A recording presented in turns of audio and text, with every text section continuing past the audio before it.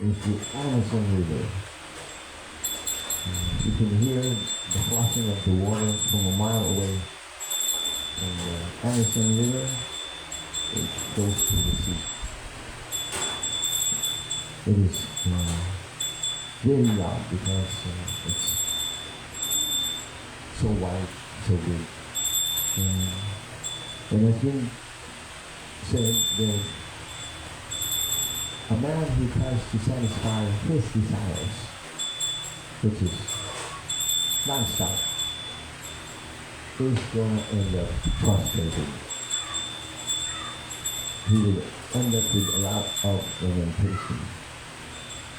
Because it is not possible.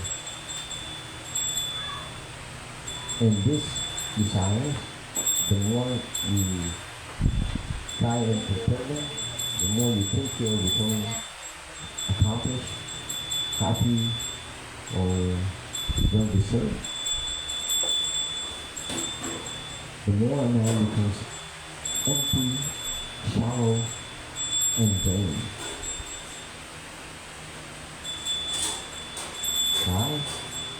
If these desires have nothing to do with Krishna, then even if you attain the highest desire, what is the highest desire for everyone in the material body? An opposite sex. Money. WWW. Wine, women, and wealth. This is the highest aspiration. And exactly what happens if you attain this? What accomplishment is it here?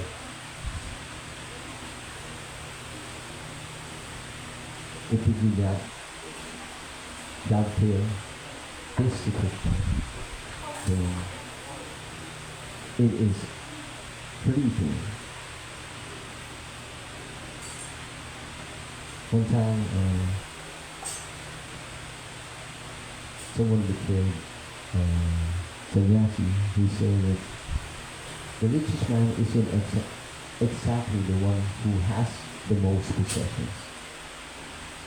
The richest man is actually the one who needs the least. Who said this? You were watching the same thing. Yes. But this is difficult to attain, you know. Only when you really felt that Krishna has taken charge of your life, that you can have no more worries, nasosati, nakansati, no more hankering, no more lamentation. That you can be satisfied, you can be happy for whatever Krishna is providing you.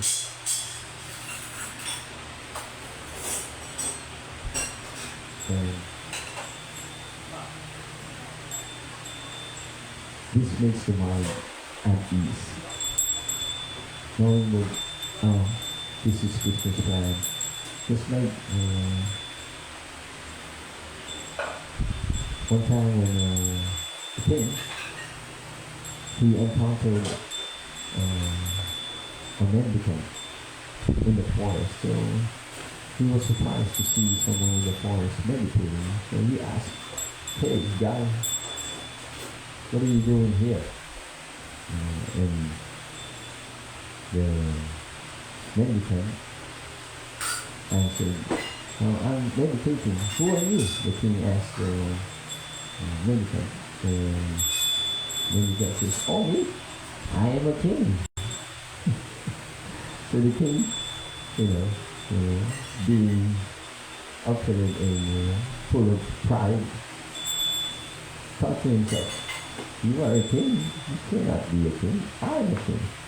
So he asked, "If you are a king, then where are your soldiers?"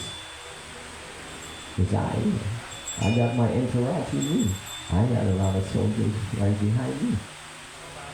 And then the king says, "Oh, soldiers, I have no need of such, because I have no enemy. None. whatsoever. Okay? Then the king asks, if you are a king, then where are your queens? And the mendicant says, oh, me? My constant companion is the scriptures.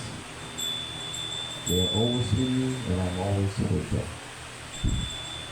Okay, then if you are a king, the king asks the mendicant, then where is your kingdom? The mendicant says, oh, my kingdom exists in my consciousness, where it remains free from attacks and any other outside forces. They cannot be disturbed by anyone or anything. And the king thought to himself, wow, these guys' possessions are not exactly like my possessions. Mundane, earthly, superficial possessions. His possession is actually much more profound. So in this way, the king agreed, oh yeah, you are a Maharaj. Actually, there's one Okay, now, go ahead. And he asked also where if you're a king, who is your wife? Your wife, Yeah, and the then queen. he answered that my wife I married to Srimad Bhagavatam. Yes, thank you. I said that. I said scriptures. Yeah, thank you for sharing. Yes, the scriptures. If you are with them, you can get lost in the scriptures and be found in the scriptures. What does that mean? It means that you dedicate your life and your works, your deeds in the scriptures, and here you will actually find the mission to your existence. What is the mission of human life? What are we doing here on earth? Why do we even come, every day to wake up, to do our task, to do our routine? There has to be a mission, like a finish line, right? The end. And the end of all knowledge is Krishna. The end of Veda Anta, is the knowledge of Krishna. And this journey starts simply by chanting Hare Krishna, Krishna Krishna, Hare Hare, Hare Rama, Rama Rama, Hare Hare. And Krishna understands us from within and from without. So he knows how far along we have come through, and he will provide us whatever is necessary for us to reach this finish line, to attain our supreme mission. Speaking of finish line, the other day I read about some amazing athletes. I read a 75-year-old Mataji who made a record with a triathlon, swimming, running, and biking. And then there was this guy, 80 years old. He also made a record with the Ironman competition. You know what it's like to join that competition? The title itself, Ironman. To become an Ironman. And he was 8 years old. Wow, amazing. And so many other athletes, like the one known as the Chechen locomotive. He broke so many records in the Olympics. For 6 consecutive years, he held the record for the fastest man. Well, nowadays it's being held by Mr. Bolt, who's the fastest man. But before him, there was so many records that have been created on running, swimming, gymnastics, juggling, so many of these athletic accomplishments. Records after records after records. And they have been in the annals. So it is nice, to be able to see the glory of the body. To reach the maximum, the opus of your body. But it's incomplete, If you are just in the bodily concept, someday the body will die. When you dry up, it will stop functioning. No matter how strong you are. Even if you become Hercules strong. I don't know if you know Hercules, but he's very, very powerful. Even he had to die. But if you could become like seva, Manu, everything he had, everything he thought of, everything he ever did is always connected to Krishna. And so the original Manu, he lived for about 71 years. 1 year is about 4,320,000 years. And he lived for 71 of this. And it is stated in Srimad Bhagavatam, Canto 3, that he never became old. His life never became stale. When people get old, they get weary and they lose their enthusiasm. Sometimes they don't even bother to shower, comb their hair, or brush their teeth. They neglect the body because, I am old. Nobody's going to check me out. Nobody's going to smell me. Nobody's going to keep me company. But his life, he never got old.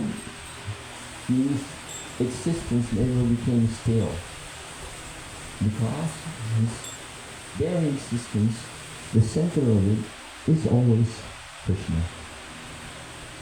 Yat karosi, yat asnasi, yat swati, dilasi, yat tapasyasi, kante, tat kunusla, at artana. And followed this throughout his life.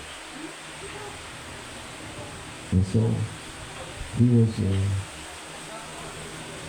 very well accomplished king.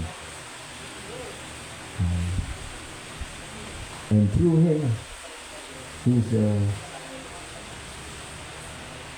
many generations, successful generations came from him. Even the expansion of the Lord, which was Kapila Devi, was the product of his daughter Devahuti being married to Tadahani. In this way, his life was successful and the generations that followed him was successful. So by coming into Krishna consciousness, you are being very kind to yourself and to your future generations. This way you are accomplishing the mission of your human life, and at the same way you are paving the way for your future generations.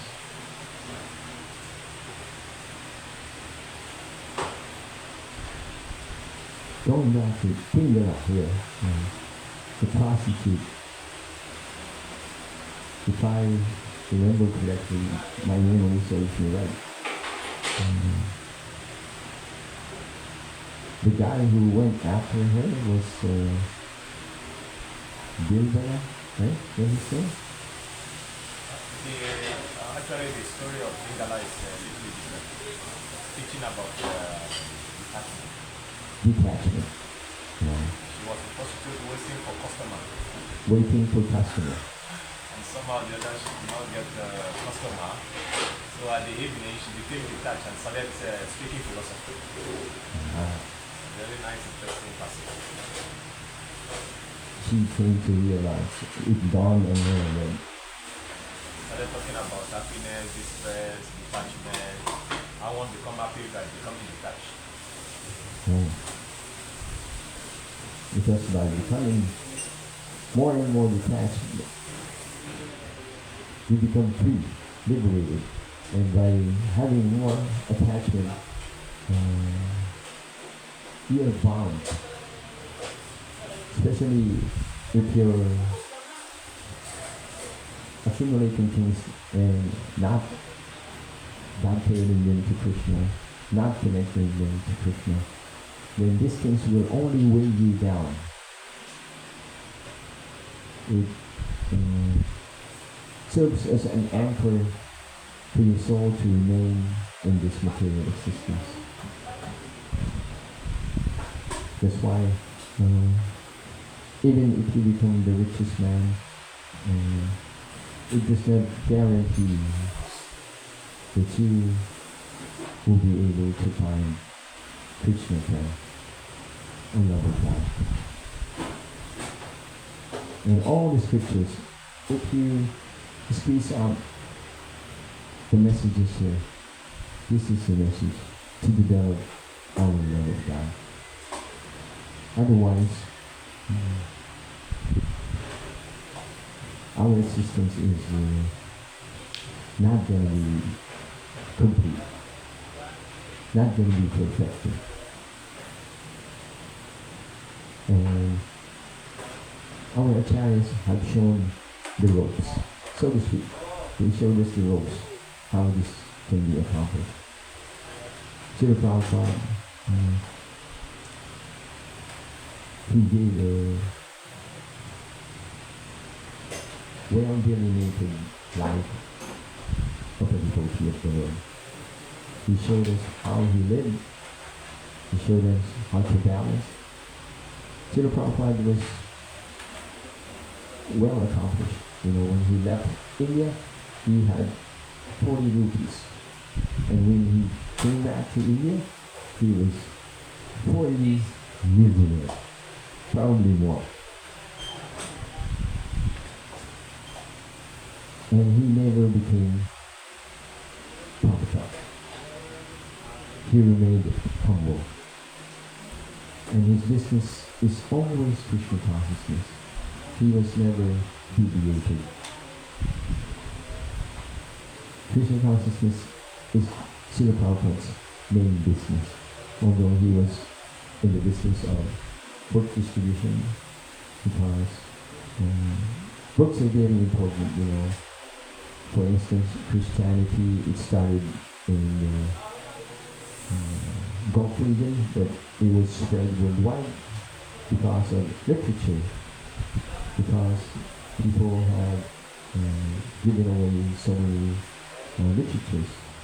Actually, the #1 selling book in the world is the Holy Bible, according to statistics. And the second best-selling book in the world is Harry Potter.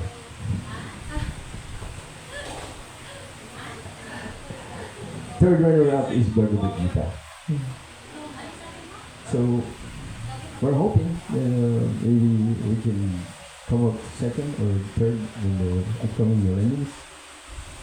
Krishna willing. Because after all, Bhagavad Gita is like an instruction on how we can live a life. Like everything that has value comes with a manual, like our computer, our car. If you want to be able to use them properly, follow the manual. In the same way, human life has a manual. And it's Bhagavad Gita. If you have a car or a motorcycle, you follow the instructions on how you can change the oil. On the speedometer, you have to have at least 3,000 miles accumulated, and then after that time, you empty out the engine oil and replace it. There's also instructions on brake fluids. All that is in there so that the machine can function properly. In the same way, in human life, just the other day, someone asked me, where is it stated that you should only eat non-veg? In Bhagavad Gita. I said, it says there, 9.27. Krishna says, Patram Pushpam Param Toyam Yuneva Prakrasiti Tadaham Bhakti Vikarika Astam Vikarika Patram Pushpam Param Toyam Yuneva Prakrasiti Tadaham Bhakti Vikarika Astam Vikarika. Yes, Krishna says, if you offer me fruit, flower, water, leaf, with love and devotion, then I will accept. He didn't say anything about KFC, Jolly, Angus beef, no, nothing like that. So even in the Bible, it says on the fifth commandment, thou shalt not kill. And all the tragedy that is ongoing on the war, Prabhupada has connected this to animal killing. Somehow, because of this, currently there's an ongoing strike of nations, and possibly it might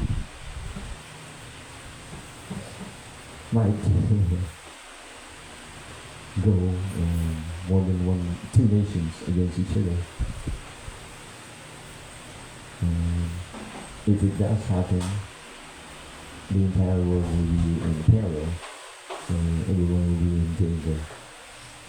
But even if it escalates to World War III, devotees don't have much choice.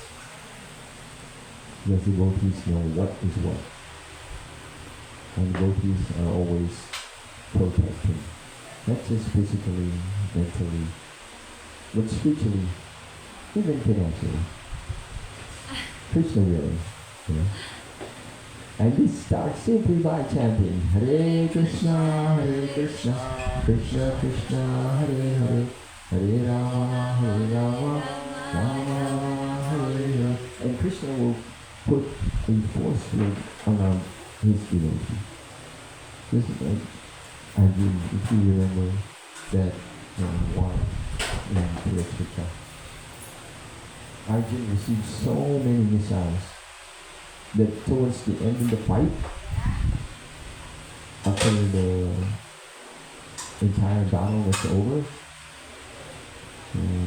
his chariot disintegrated. Nothing was left of it. And Arjuna asked, how did this happen? Krishna says, actually we have endured so many missiles, and the only way that's keeping them together was me. Any one of those missiles could have disintegrated him and his chariot and his horses. But since Krishna is there, Arjuna was well protected. Okay, we got 10 minutes. We'll open the mic. If you have anything to add, it's welcome. If you have any question, I'll try to answer it.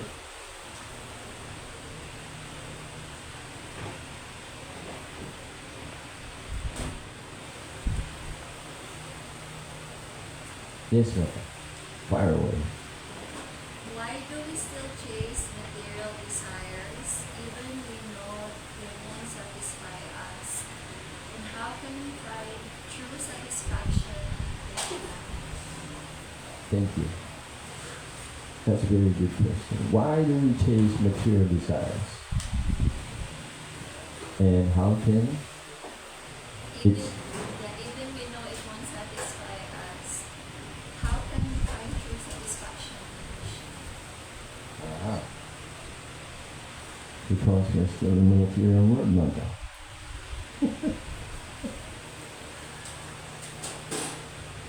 Because we have needs, especially if you're Grihastha, you have needs for yourself and for your family.